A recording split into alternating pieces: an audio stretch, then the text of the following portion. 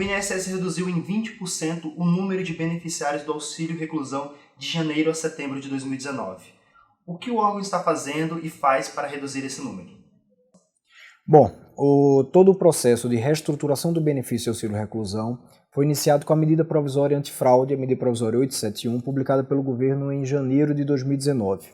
Essa medida provisória trouxe algumas modificações bastante relevantes na regulamentação do auxílio reclusão, que repercutiu na redução do número de benefícios pagos e mantidos pelo INSS de auxílio reclusão. Uma das principais alterações foi a restrição ao pagamento do auxílio reclusão apenas aos presos no regime fechado. A legislação anterior permitia o pagamento do auxílio reclusão aos presos no regime semiaberto, o que demonstrava uma incoerência do próprio sistema, na medida em que o preso no regime semiaberto ele é obrigado a trabalhar e ainda assim mantinha o pagamento do auxílio reclusão. A legislação separou essas hipóteses e hoje permite o pagamento do auxílio reclusão apenas aos presos no regime fechado. Outra alteração bastante relevante que repercutiu na queda na concessão do auxílio reclusão foi a exigência de carência mínima.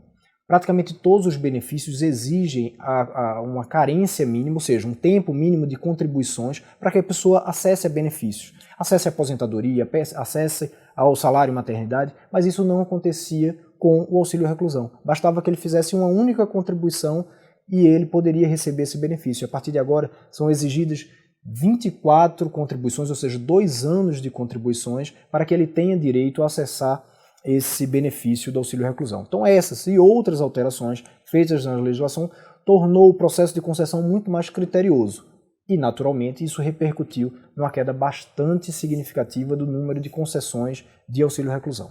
Isso também resultou numa queda do valor gasto por mês?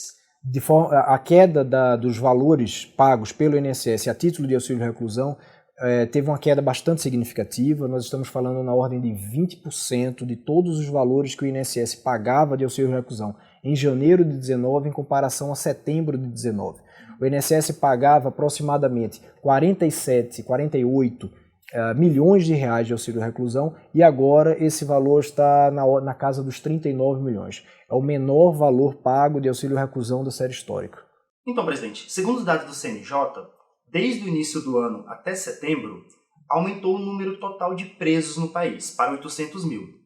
E o percentual de pessoas detentas que recebem o benefício também diminuiu, de 6% para cerca de 4%. Não é ruim para a sociedade e para as famílias dos detentos essa redução? Bom, para a concessão do benefício de auxílio reclusão, diversos requisitos precisam ser cumpridos. Não basta que a pessoa tenha sido recolhida, não basta que a pessoa esteja presa no regime fechado. É preciso que ela seja segurada da Previdência, ou seja, tenha um período mínimo de carência e cumpra outros requisitos, como, por exemplo, o requisito renda. É preciso que o preso seja de baixa renda, ou seja, tenha uma remuneração inferior a R$ 1.300 por mês. Então é preciso que o preso, além de cumprir esse requisito, de ter sido recolhido ao regime prisional fechado, ele cumpra esses outros requisitos e, naturalmente, nem todos os presos cumprem esses requisitos e, portanto, não têm direito a acessar o benefício.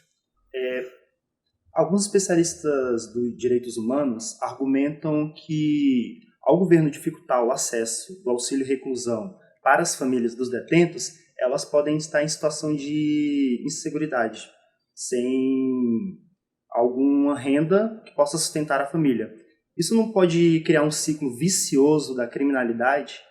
Na verdade, não podemos enxergar a Previdência Social como uma indutora de política de segurança pública. O sistema previdenciário precisa ser enxergado sob a sua lógica da seguridade social e não da lógica da segurança pública. Então, são necessários o cumprimento de uma série de requisitos para acessar o benefício. Um deles é o fato de ser de baixa renda, mas outros é a sua filiação ao regime previdenciário e o fato de contribuir para a Previdência num período mínimo de 24 meses. Então, na verdade, são duas políticas que são diferenciadas, elas têm sinergia, naturalmente, mas são duas políticas diferentes. A política de segurança pública e de combate à criminalidade e a política previdenciária. O INSS também está estudando alguma outra medida para reduzir o número de fraudes no sistema? Bom, desde a introdução no nosso ordenamento da medida provisória antifraude, diversas medidas foram adotadas, estão sendo adotadas pelo INSS. A primeira delas foi a criação, pela primeira vez, de uma diretoria de integridade e gerenciamento de riscos. O INSS paga todos os meses 49 bilhões de reais a 35 milhões de brasileiros. É preciso que nós tenhamos uma estrutura bastante forte, bastante estável no INSS de combate às fraudes, e isso veio por meio de uma nova diretoria de integridade no INSS, que é responsável pela indução dessa política, a partir de agora, de compliance, de integridade no INSS. E a partir daí também desenvolvemos e criamos uma equipe permanente de combate à fraude no INSS. Também nunca houve isso. Temos 100 servidores em dedicação exclusiva para a apuração dos processos com indício de irregularidade. Alguns frutos desse processo já começaram a ser colhidos. Num balanço recentemente divulgado do nosso Pente Fino, que apura processos com indício de irregularidade, nós já cessamos e suspendemos 254 mil benefícios que de fato eram irregulares.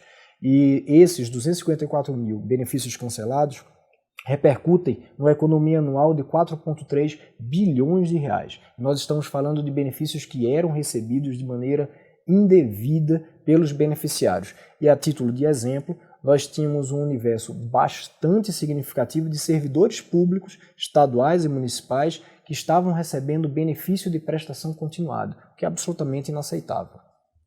Muito obrigado, viu, presidente?